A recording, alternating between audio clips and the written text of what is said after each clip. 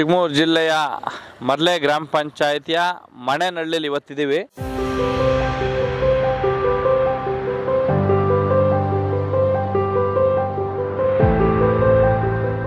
ನಾನು ಈ ಗ್ರಾಮದ ಒಬ್ಬ ಸಾಮಾನ್ಯ ಕುಟುಂಬದ ರೈತನ ಮಗ. ಗಿಡ್ಡೇನಹಳ್ಳಿ ಮತ್ತು ಮಣೆನಹಳ್ಳಿ ಬೂತಿನ BJP ಅಧ್ಯಕ್ಷನಾಗಿ ರಾಜಕಾರಣಕ್ಕೆ ಎಂಟ್ರಿ ಆಗ್ತೀನಿ. ನಮ್ಮ ಊರಿಗೆ ಗ್ರಾಮದ ಮಗವನಲ್ಲ, ಜಗನ್ಮಾತ. ಅದೇ ನಮ್ಮೂರ ನಮ್ಮ ಅಣ್ಣ ಇರ್ಬೇಕಾದ್ರೆ ಯಾವುದು ಅವಶ್ಯಕತೆ ಇಲ್ಲ ಊರಿಗೇನು.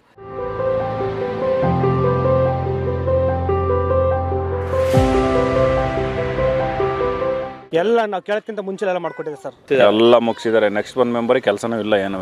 ಗದ್ದೆ ಬೈಲಲ್ಲಿ ಅಲ್ಲಿ ಇಲ್ಲಿ ಹುಡ್ಕೊಂಡು ಯಾವ್ದಾರ ಚರಂಡಿ ಯಾವ್ದಾರ ವ್ಯವಸ್ಥೆ ಮಾಡಬೇಕಾಗುತ್ತೆ ಅಷ್ಟೇ.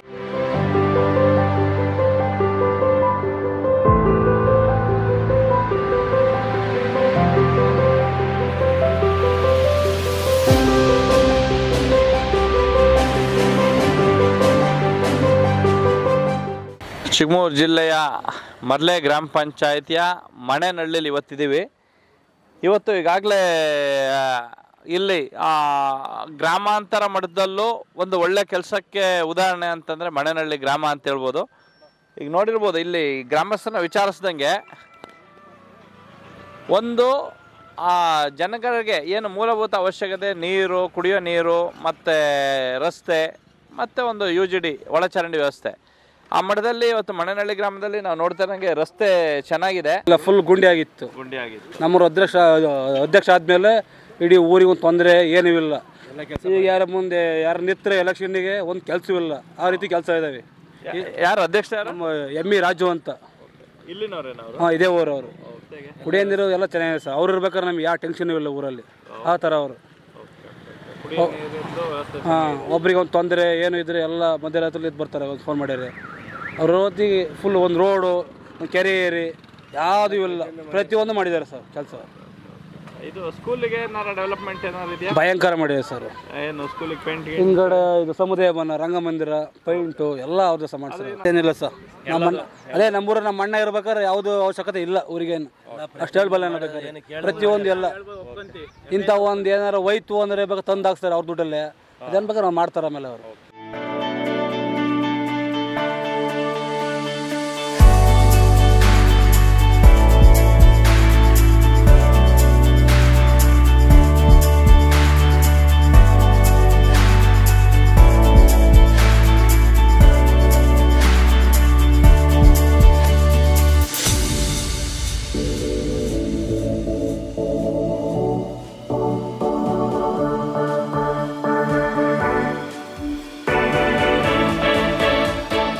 ಅಂದಾಜು ಸರ್ 120. ಇಲ್ಲಿ ನಮ್ಮೂರಲ್ಲಿ ಮಾತ್ರ 120 ಇದೆ. 120 ಮನೆ ಇದೆ. ಜನಸಂಖ್ಯೆ ಎಷ್ಟು ಇರ್ಬೋದು ಅಂದಾಜು? ಜನಸಂಖ್ಯೆ ಅಂದಾಜು ಒಂದು 300, 400 ಲೀಸ್ಟ್ ಅಷ್ಟಿದೆ. ಜನಸಂಖ್ಯೆ ಜಾಸ್ತಿ, ಒಂದು 500 ಜನ ಇದೆ. ಹಂಗಾಗಿ ಅಲ್ಲಿನ ಏನು ಊರಿಗೆ ಅಭಿವೃದ್ಧಿಗಳು ಬೇಕು ಎಲ್ಲ ಮಾಡ್ತಾರೆ. ಎಲ್ಲ ನಾವು ಕೇಳಕ್ಕಿಂತ ಮುಂಚೆ ಎಲ್ಲ ಮಾಡ್ಕೊಟ್ಟಿದೆ ಸರ್. ಚರಂಡಿ ಎಲ್ಲ ಹೌದು.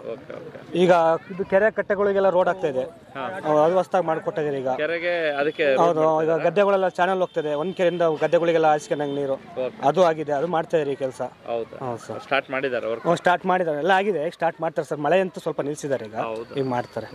ಪಾರ್ಟಿ ಅಂತಿಲ್ಲ, ಪಾರ್ಟಿ ವ್ಯಕ್ತಿ ಅಷ್ಟೇ. ಅವ್ರು ಏನ್ ಹೇಳ್ತಾರೆ ಅದನ್ನ ನಾವು ಪಾಲಿಸ್ಕೊಂಡು ಹೋಗ್ಬಿಡ್ತೀವಿ ಸರ್.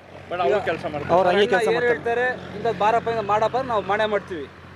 ನಾವು ನೈಟ್ 1 ಗಂಟೆ ಫೋನ್ ಮಾಡಲಿ, ಅಣ್ಣ ಹಂಗಿದೀವಿ, ಒಂದು ಆಕ್ಸಿಡೆಂಟ್ ಆಯ್ತು ಬಾರಣ. ಅರ್ಧ ಒಬ್ರು ಟೀ ಕುಡಿದಿಲ್ಲ ಸರ್ ಹೇಳ್ಬೇಕಾರೆ. ನಾನು ಇಷ್ಟು ಹೇಳ್ಬೇಕಾರೆ ಒಂದು ಕಷ್ಟ ಅಂದ್ರೆ ಬಂದ್ಬಿಡ್ತಾರೆ ಸರ್. ಅವರೇ ಸ್ವಂತ ದುಡ್ಡು ಹಾಕಿ ಹಾಸ್ಪಿಟಲ್ ಸೇರಿಸಿ ಬರ್ತಾ ಇರ್ಬೇಕಾರೆ. ಇಲ್ಲ, ಮುಂಚೆ ಈ ಥರ ಇರಲಿಲ್ಲ. ಈಗ 10 ವರ್ಷದಿಂದ ಈಗ ಈ ಮುಂದೆ ಡೆವಲಪ್ಮೆಂಟ್ ಆಗಿದೆ. ಈಗ ನಮ್ಮ ವಾರ್ಡ್ ಮೆಂಬರ್ ಚೆನ್ನಾಗಿ ಕೆಲಸ ಮಾಡ್ತಾ ಇದ್ದಾರೆ. ಚೆನ್ನಾಗಿ ಕೆಲಸ ಮಾಡ್ತಾರೆ. ವಾರ್ಡ್ ಮೆಂಬರ್ ರಾಜು ಅಂತ. ಅವರ ಅಧ್ಯಕ್ಷರ? ಇಲ್ಲ, ಮೆಂಬರ್. ಅವರ ನೇತೃತ್ವದಲ್ಲಿ ರೋಡ್ಗಳ ನೇತೃತ್ವದಲ್ಲಿ ಹೋದ ಸಲ BJP ಸರ್ಕಾರ ಇದ್ದಾಗ ಎಲ್ಲ ಕೆಲಸ ಆಗಿದ್ದು. ಈ ಸಲ ಕಾಂಗ್ರೆಸ್ ಗೌರ್ಮೆಂಟ್ ₹1 ಕೆಲಸ ನಮ್ಮೂರಿಗೆ ಬಂದಿಲ್ಲ ಇಲ್ಲಿವರೆಗೂ. ಹೌದಾ?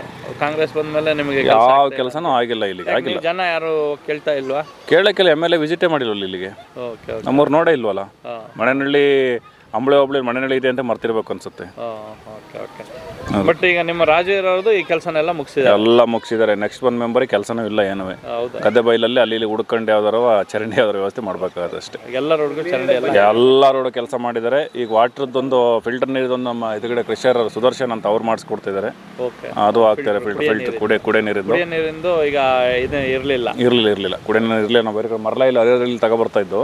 ಈಗ ಅಲ್ಲಿ ಇವರು ಸುದರ್ಶನ್ ಅಂತ HP ಸುದರ್ಶನ್ ಇದೆಲ್ಲ ಅವ್ರು ಮಾಡಿಸ್ಕೊಡ್ತಾ ಇದ್ದಾರೆ. ಆಗ್ತಾ ಇದೆ. ಎಲ್ಲಿ ಇದು ಮಾಡಿದ್ದಾರೆ? ಇಲ್ಲಿ ಕೆಲಸ ಮಾಡ್ತಾ ಇದ್ದಾರೆ, ದೇವಸ್ಥಾನ ಹತ್ರ ಪಕ್ಕದಲ್ಲಿ ಮಾಡ್ತಾರೆ. ತೋರಿಸ್ತಾರೆ, ಕೆಲಸ ಮಾಡ್ತಾ ಇದ್ದಾರೆ. ಬೋರ್ ಆಗಿದೆ, ನೆನ್ನೆ ಸ್ಟಾರ್ಟ್ ಮಾಡಿಲ್ಲ. ಬೋರ್ ಕೊಡ್ಸಿದ್ದಾರೆ ನೆನ್ನೆ. ಅವರೇ ಕೊಡ್ಸ್ಕೊಡ್ತಾರೆ. ಓನಾಗಿ 12 ಬೋರ್ ಕೊಡ್ಸಿದ್ವಿ ಇಲ್ಲಿವರೆಗೂ ನಮ್ಮೂರಲ್ಲಿ. ರಾಜಣ್ಣವ್ರು ಸ್ವಂತ ದುಡ್ಡಲ್ಲಿ 2 ಬೋರ್ ಕೊಡ್ಸ್ಕೊಟ್ಟಿದ್ದಾರೆ. ಅವ್ರ ದುಡ್ಡು ಸ್ವಂತ ದುಡ್ಡಲ್ಲಿ. ಇಲ್ಲ, ನೀರಿಲ್ಲ ಇಲ್ಲಿ, ಸುತ್ತಮುತ್ತ ನೀರಿಲ್ಲ ನಮ್ಮೂರಲ್ಲಿ. ಇಲ್ಲಿ ನೀರಿನ ಸೋರ್ಸ್ ಕಮ್ಮಿ ಇದೆ. ಇಲ್ಲಿ ಸ್ವಲ್ಪ ಕಲ್ಲು ನೆಲ ಅಲ್ವಾ. ಆಮೇಲೆ ಇಲ್ಲಿರೋ ನಮ್ಮೂರಲ್ಲಿರೋ ಎಲ್ಲ ಕೆಲಸ ಜಮೀನು ಕೆಲಸ ಬಿಟ್ಟರೆ ಗಾರೆ ಕೆಲಸ ನಂಬ್ಕೊಂಡು ಜೀವನ ಮಾಡ್ತಾ ಇರೋದು. ಆದರೂ ಸ್ವಾವಲಂಬಿಗೆ ಜೀವನ ಮಾಡ್ತಾರೆ. ಸ್ವಾಭಿಮಾನ ಇರೋರು ಚೆನ್ನಾಗಿ ಕೆಲಸ ಮಾಡ್ತಾರೆ, ಜೀವನ ಮಾಡ್ತಾರೆಲ್ಲ. ಈ ಸ್ಕೂಲ್ ಕೆಲಸನ ಅಷ್ಟೇ, ಅಭಿವೃದ್ಧಿ ಎಲ್ಲ ಅವರೇ ಮಾಡೋದು. NRG ಗ್ರಾಂಟಲ್ಲಿ ಮತ್ತು ಹೋದ್ಸಲ BJP ಗೌರ್ಮೆಂಟ್ ಇದ್ದಾಗ MLA ಗ್ರಾಂಟಲ್ಲಿ ಎಲ್ಲ ಮಾಡಿದ್ದೀವಿ. ಚೆನ್ನಾಗಿ ಕೆಲಸ ಮಾಡಿದ್ದಾರೆ.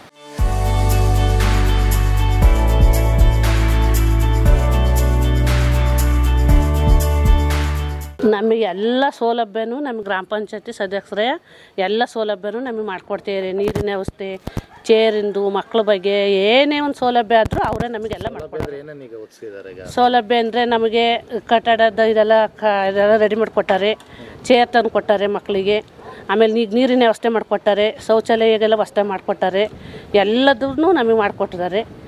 ಈಗ ಊರಿನರು ಎಲ್ಲ ಕೆಲಸನೂ ಮಾಡಿದ್ದಾರೆ. ಆಮೇಲೆ ಈಗ ಇದು ಶುದ್ಧ ಗಂಗೆ ಅದಕ್ಕೆ ನೆನ್ನೆ ಬೋರ್ ತೆಗ್ಸಿದ್ರು. ಎಲ್ಲ ಸೌಲಭ್ಯನೂ ನಮ್ಮ ಗ್ರಾಮ ಪಂಚಾಯತಿ ಮೆಂಬರು ಎಲ್ಲ ಅಚ್ಚುಕಟ್ಟ ಮಾಡಿಕೊಡ್ತೇವೆ. ರೋಡ್ ಮಾಡಿದ್ರಣ್ಣ. ನಮ್ಗೆ ಏನೋ ಕಷ್ಟ ಕಾಯಿಲೆ ಅಂದರೆ ಫಸ್ಟಿಗೆ ಬಂದು ಎಲ್ಲದನ್ನೂ ನೋಡ್ಕೊಂಡ್ರಣ್ಣ. ಸೂಪರು. ನಮ್ಮ ಊರಿಗೆ ಗ್ರಾಮದ ಮಗವನ್ನೆಲ್ಲ ಜಗನ್ಮಾತ ಏನೇನು ಮಾಡಿ ಸಖತ್ತ ಮಾಡಿದಾನೆ. ಅವ್ನು ಯಾವುದು ಊರಿಲ್ಲ, ಎಲ್ಲ ಅವನೇ ಮಾಡಿರೋದು. ಎಲ್ಲ ಪ್ರತಿಯೊಂದು ರೋಡು, ಕೆರೆ, ದೇವಸ್ಥಾನ ಎಲ್ಲದಕ್ಕೂ ಅವನೇ ಸಪೋರ್ಟ್ ಮಾಡಿದ.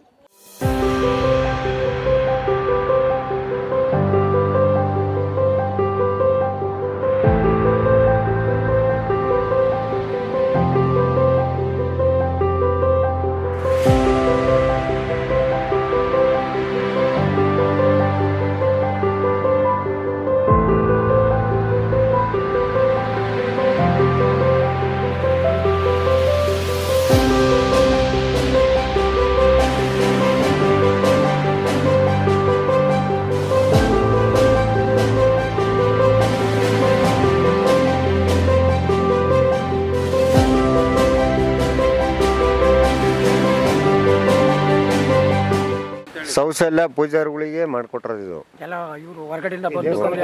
ದೇವಸ್ಥಾನಕ್ಕೆ ಹೊರಗಡೆ ಅನುಕೂಲ, ಇವಕ್ಕೆಲ್ಲ ಭಕ್ತಾದಿಗಳಿಗೆಲ್ಲ ಪೂರ್ತಿ ಮಾಡಿರೋದು.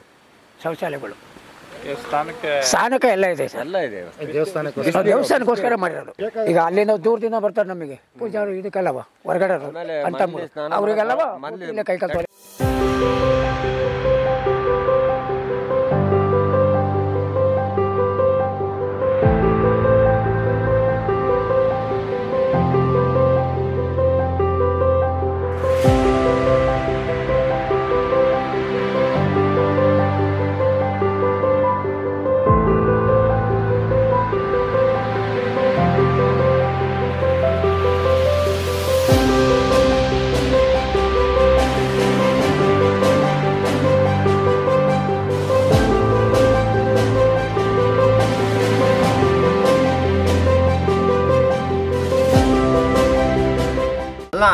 ನಮ್ಮ ರಾಜ್ಯದನಲ್ಲ ಅವನು ಸೂಪರ್ ಕೆಲಸ ಮಾಡಿದ.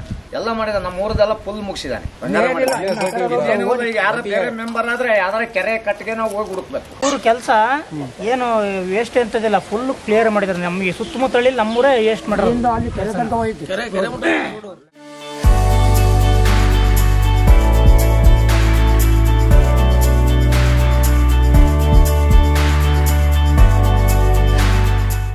ಈಗ ಫುಲ್ ಊರು ಇಂಪ್ರೂವ್ ಐತೆ. ಊರಾಗ ಎಲ್ಲ ಕೆಲಸವಾಗೈತೆ. ಮುಂಚೆ ಏನೂ ಇಲ್ಲ, ಊರು ಹಾಳು ಬಿದ್ದೋಗಿತ್ತು. ಈಗ ಭಾರಿ ಚೆನ್ನಾಗಿ ಮಾಡಿದಾರೆಲ್ಲ. ಒಂದೊಂದು ಮನೆಗೂ ಒಂದೊಂದು ಸಿಮೆಂಟ್ ರೋಡ್ ಇದ್ದಾವೆ. ಊರೇ ಚೆನ್ನಾಗೈತಿ.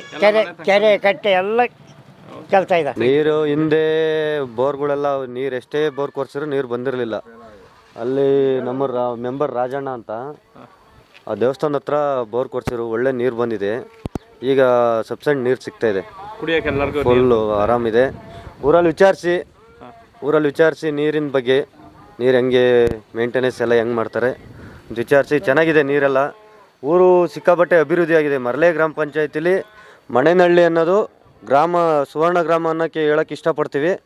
ಮರಳೆ ಗ್ರಾಮ ಪಂಚಾಯತಿಲಿ ಹೈಯೆಸ್ಟ್ ಅಭಿವೃದ್ಧಿ ಆಗಿರೋದು ಮಣೇನಹಳ್ಳಿ. 10 ಹಳ್ಳಿ ಇರೋದರಲ್ಲಿ ಮಣೇನಹಳ್ಳಿ ಗ್ರಾಮ ಪಂಚಾಯತಿಲಿ, ಮರಳೆ ಗ್ರಾಮ ಪಂಚಾಯತಿಲಿ ಮಣೇನಹಳ್ಳಿ ಇಂಪ್ರೂವ್ ಆಗಿದೆ. ಒಂದಿನ ಬಿಟ್ಟು ಒಂದಿನ ನೀರು ಬಿಡ್ತಾ ಇದ್ದೀವಿ. ನೀರಿಂದೇನು ಸಮಸ್ಯೆ ಇಲ್ಲ. ಕಸ ವಿಲೇವಾರಿ ಬಕೆಟಿಗೆ ಮನೆಗಳಲ್ಲಿ ಬಕೆಟಿಗೆ ಕೊಟ್ಟಿದ್ದಾರೆ. ಆ ಬಕೆಟ್ಗಳಿಗೆ ಹಾಕ್ಕೊಂತೀವಿ. ಗಾಡಿ ಬಂದಾಗ ತಗೊಂಡೋಗಿ ಗಾಡಿ ಒಳಗೆ ಸುರಿತೀವಿ. ಡೈಲಿ 2 ದಿನ 3 ದಿನ ಇಲ್ಲೇ ಡೈಲಿ ಬರೋಕ್ಕೆ ಜಾಸ್ತಿ ಹಳ್ಳಿಗಳು ಜಾಸ್ತಿ. ಈ ಪಂಚಾಯತ್ 18 ಹಳ್ಳಿ ಇದ್ದಾವೆ. 18 ಹಳ್ಳಿಗೂ ದಿನ ಮೇಂಟೈನ್ ಮಾಡೋಕ್ಕಾಗಲ್ಲ. ಹಾಗಾಗಿ 2 ದಿನಕ್ಕೊಂದ್ಸಲ ಬರುತ್ತೆ.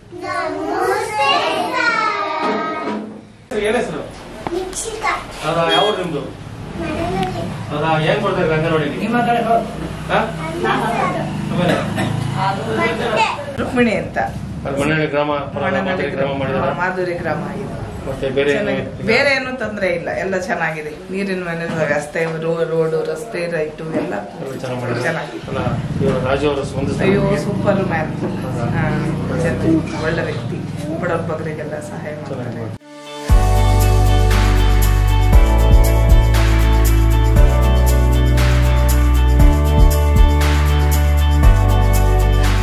ನಾವು ಈ ಶಾಲೆಯ ಮುಖ್ಯ ಶಿಕ್ಷಕರು LM ಜಗದೀಶ್ ಅಂತ. ಈ ಶಾಲೆಗೆ ಬಂದು ನಾನು 3.5 ವರ್ಷ ಆಯಿತು.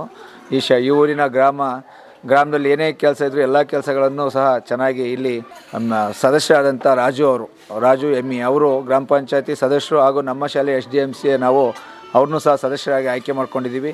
ಅವರು ನಮ್ಮ ಶಾಲೆಯಲ್ಲಿ ಏನೇ ಅಭಿವೃದ್ಧಿಗಳಿದ್ದರೆ, ಯಾವುದು ಪಿನ್ ಪಾಯಿಂಟ್ ನಾವೇನಾದ್ರು ಹೇಳಿದರೆ ಸಾಕು, ತಕ್ಷಣವೇ ಬಂದು ನಮ್ಮ ಶಾಲೆಯ ಬಗ್ಗೆ ಅಷ್ಟು ಆಸಕ್ತಿಯನ್ನು ವಹಿಸ್ಕೊಂಡು ಅವರು ಕೆಲಸವನ್ನು ನಿರ್ವಹಿಸ್ತಾರೆ.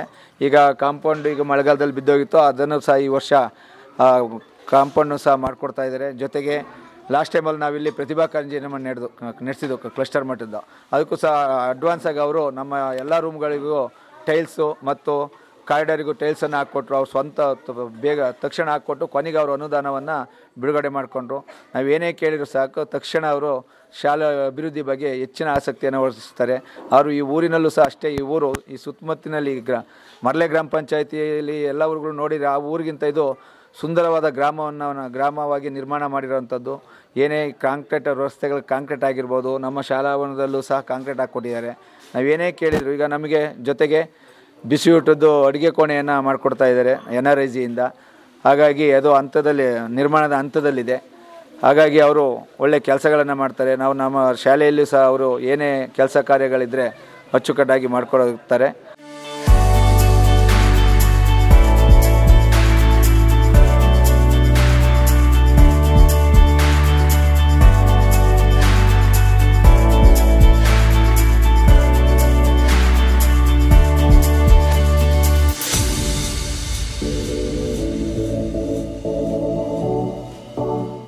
ನಾನು ಈ ಗ್ರಾಮದ ಒಬ್ಬ ಸಾಮಾನ್ಯ ಕುಟುಂಬದ ರೈತನ ಮಗ.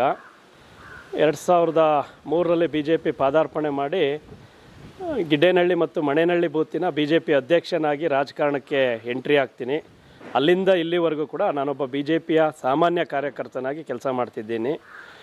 ಈ ಗ್ರಾಮದಲ್ಲಿ 2010ರಲ್ಲಿ ಚುನಾವಣೆಗೆ ನಿಂತಂಥ ಸಂದರ್ಭದಲ್ಲಿ ಗಿಡ್ಡೇನಹಳ್ಳಿ ಮಣೇನಹಳ್ಳಿ ಒಟ್ಟಿಗೆ ಒಂದೇ ಬೂತು.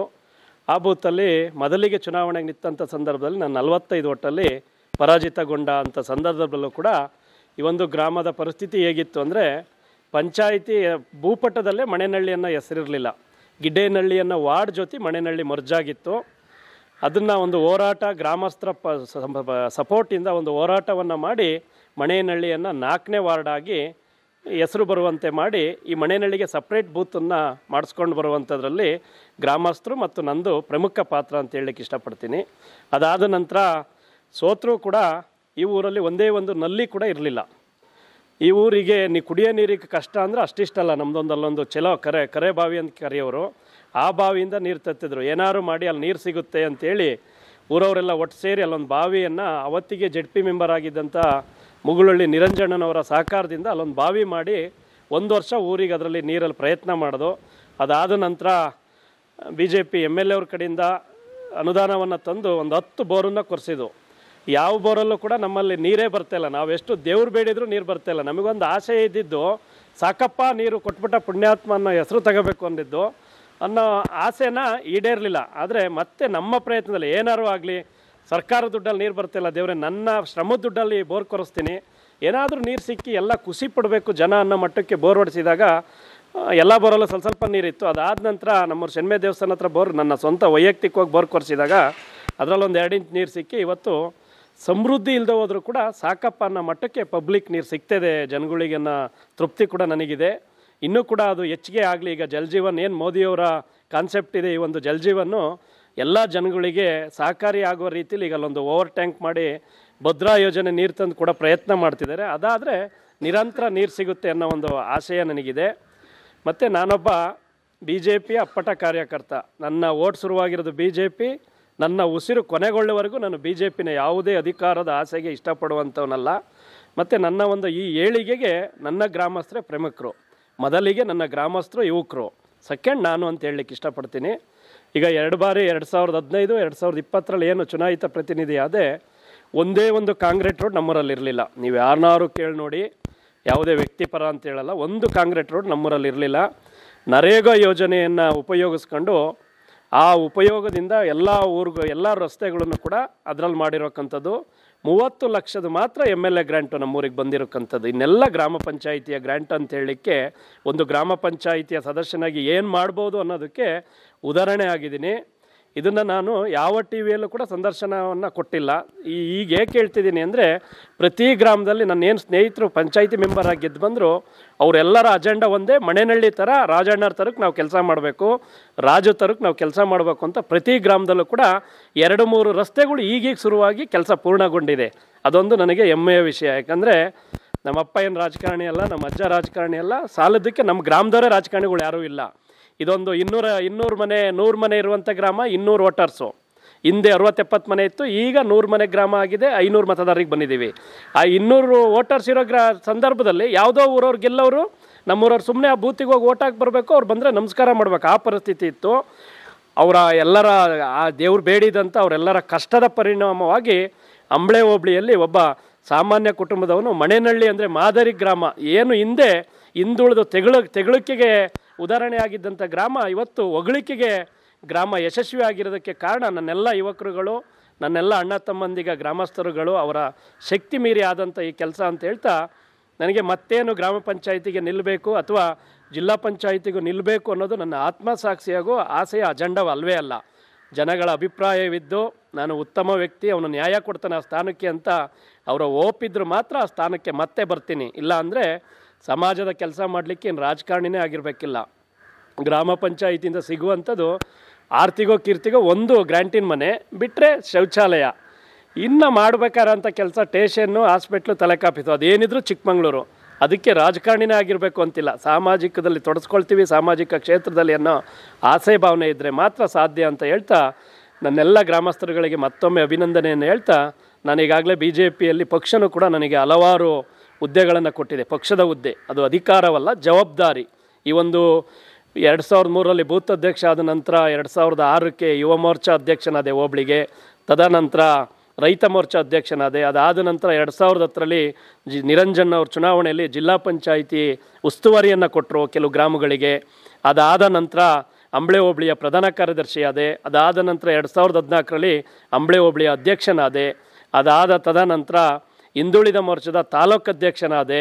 ಅದಾದ ನಂತರ ಈಗ ಪ್ರಸ್ತುತ OBCಯ ಜಿಲ್ಲಾ ಪ್ರಧಾನ ಕಾರ್ಯದರ್ಶಿಯಾಗಿ ಪಕ್ಷ ಅನೇಕ ಹುದ್ದೆಗಳನ್ನು ಕೊಟ್ಟಿದೆ. ಹಾಗಾಗಿ ನಾವು ಯಾವುದೇ ವ್ಯಕ್ತಿಗಳಿಗೆ ಕೆಲಸ ಮಾಡೋದು ನಮಗೆ ಗೊತ್ತಿಲ್ಲ, ಪಕ್ಷಕ್ಕೋಸ್ಕರ ಅಜೆಂಡವಾಗಿ ಕೆಲಸ ಮಾಡ್ತೀವಿ. ಈಗೇನು ಹೇಳಿದೆ, ನಿರಂಜನ್ ಅವ್ರು ಇರ್ಬೋದು, ನಮ್ಮ ಚಿಕ್ಕಮಗಳೂರು ಕ್ಷೇತ್ರದ CT ರವಣ್ಣವ್ರು ಇರ್ಬೋದು, ಈಗ ನಮ್ಮ ಪರಾಜಿತ ಅಭ್ಯರ್ಥಿ ಸ್ವಲ್ಪ ಮತಗಳಲ್ಲಿ ಸೋತಂಥ ದೀಪಕ್ ದೊಡ್ಡಯ್ಯನವ್ರು ಇರ್ಬೋದು, ಇವರೆಲ್ಲ ನಮ್ಮ ರಾಜಕೀಯದ ಗುರುಗಳು ಇರ್ಬೋದು, ನಮ್ಮ ನಾಯಕರು ಕೂಡ ಅಂತ ನಾವು ಹೆಮ್ಮೆಯಿಂದ ಒಪ್ಕೊಳ್ಳೋಕ್ಕೆ ಇಷ್ಟಪಡ್ತೀವಿ ಅಂತ ಹೇಳ್ತಾ, ಏನು ಇವತ್ತು ನಾನು ಇದುವರೆಗೂ ನನ್ನ ಈ ಒಂದು 20 ವರ್ಷದ ರಾಜಕಾರಣ ಜರ್ನಿಯಲ್ಲಿ ಯಾವುದೇ TV ಮಾಧ್ಯಮದವರಿಗೆ ಸಂದರ್ಶನವನ್ನು ಕೊಟ್ಟಿಲ್ಲ. ನನ್ನ ಗ್ರಾಮಕ್ಕೆ ಇವತ್ತು ಬಂದು ಯಾರೋ ಹೇಳಿದರು ಗ್ರಾಮ ಚೆನ್ನಾಗಿದೆ ಅನ್ನೋ ಮಾತನ್ನು ಕೇಳ್ಕೊಂಡು ನೀವು ಬಂದಿದ್ದೀರಿ, ನಾನೇ ನಿಮ್ಮನ್ನು ಕರೆದವನಲ್ಲ. ಹಾಗಾಗಿ ಈ ಗ್ರಾಮದ ಸಂದರ್ಶನಕ್ಕೆ ಬಂದಂಥ ನಿಮಗೆ ನಮ್ಮೆಲ್ಲ ಗ್ರಾಮಸ್ಥರುಗಳ ಪರವಾಗಿ ಅಭಿನಂದನೆಗಳನ್ನು ಸಲ್ಲಿಸ್ತಾ ಈ ಗ್ರಾಮಕ್ಕೆ ನಾನು ರಾಜಕಾರಣಿ ಆಗಿರಲಿ, ರಾಜಕಾರಣಿ ಆಗದೇ ಇರಲಿ, ಈ ಗ್ರಾಮದ ಯುವಕರು ಮತ್ತು ಗ್ರಾಮಸ್ಥರು ಅಕ್ಕ ತಂಗಿಯರ ಪರವಾಗಿ ನ್ಯಾಯಯುತವಾದ ಕೆಲಸಕ್ಕೆ ನನ್ನ ಉಸಿರಿರೋರಿಗೂ ಸಂಪೂರ್ಣ ಸಪೋರ್ಟ್ ಇರುತ್ತೆ ಅಂತ ನನ್ನ ಆತ್ಮಸಾಕ್ಷಿಗೆ ಹೇಳಲಿಕ್ಕೆ ಇಷ್ಟಪಡ್ತಾ ನಿಮಗೆ ಮತ್ತೊಮ್ಮೆ ಅಭಿನಂದನೆಗಳನ್ನು ತಿಳಿಸ್ತೀನಿ.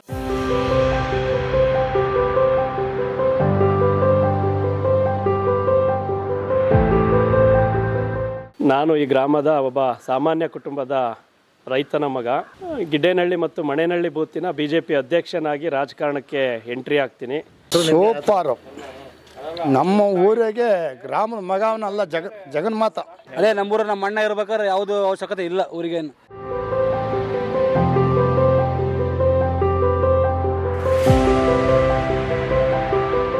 ಎಲ್ಲ ನಾವು ಕೇಳಕ್ಕಿಂತ ಮುಂಚೆ ಎಲ್ಲ ಮಾಡ್ಕೊಟ್ಟಿದೆ ಸರ್. ಎಲ್ಲ ಮುಗಿಸಿದ್ದಾರೆ. ನೆಕ್ಸ್ಟ್ ಬಂದ್ ಮೆಂಬರಿಗೆ ಕೆಲಸನೂ ಇಲ್ಲ ಏನೂ. ಗದ್ದೆ ಬೈಲಲ್ಲಿ ಅಲ್ಲಿ ಇಲ್ಲಿ ಹುಡ್ಕೊಂಡು ಯಾವ್ದಾರ ಚರಂಡಿ ಯಾವ್ದಾರ ವ್ಯವಸ್ಥೆ ಮಾಡ್ಬೇಕಾಗತ್ತೆ ಅಷ್ಟೇ.